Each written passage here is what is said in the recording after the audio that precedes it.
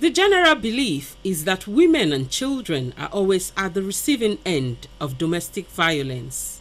Yes, but there's always two sides to any coin. What I mean is that there are a lot of men who are abused by their wives or girlfriends. I have instances from my own place. There are women who are physically stronger, and they tend to oppress men. They tend to oppress men in terms of, physical beating, physical abuse. A woman could get very agitated or angry, and he could maybe just break a bottle and stab a man. I have one affair that his wife normally beats him. Believe it or not, scenes like what you are about to see have become a common feature in many homes. Now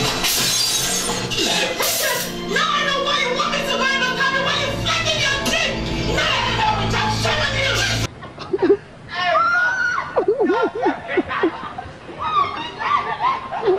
That just leads to the natural question: would you, as a man, marry a woman if you knew she had the strength enough to beat you up?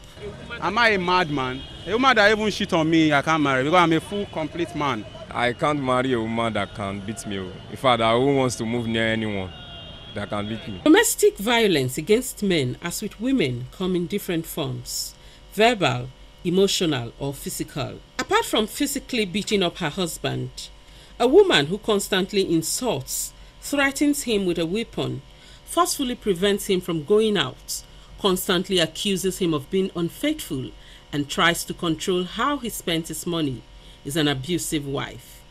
Hear these respondents. If a woman cheats on a man, that's an abuse. Cursing and abusing parents, abusing cousins, aunties, and comparing the man to other men. But what would make a woman abuse her husband physically, emotionally, or verbally? Peer pressure. They might have a clique, or other women introduce her to some other things that they do to get their way off. And maybe he's the kind of husband that is very conserved, and they feel if you don't do it by force, you can't get anything from him.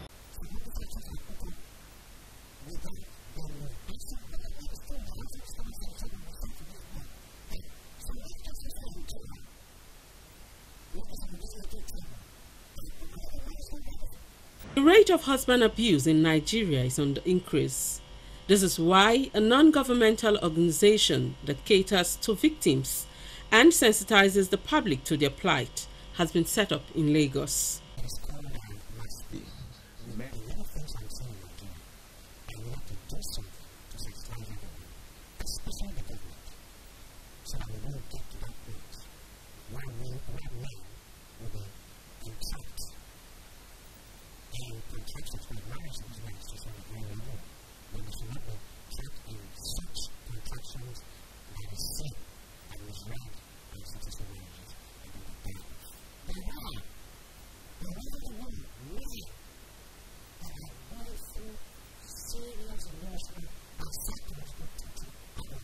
However, men who get beaten up by their wives are so embarrassed by the situation that they do not report it or any other form of abuse meted on them.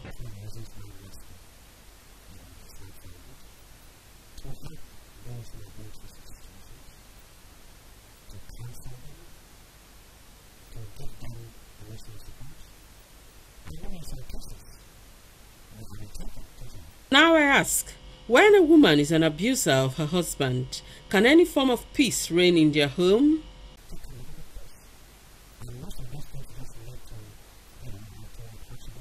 It affects even the children, most especially the children, more than the parents. I ask another question. Would you marry the daughter of a woman who beats up her husband and abuses him in every way possible?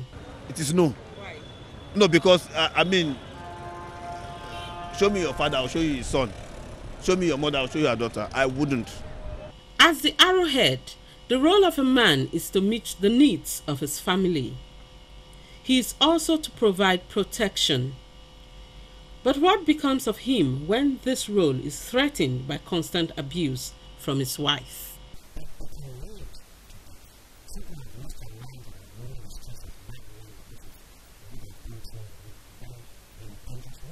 Believe it or not, these revelations are true. So, as government continues to provide protection for women who are abused, it is important that such covering be extended to men who are emotionally tortured, physically and verbally abused, or cheated on by their women.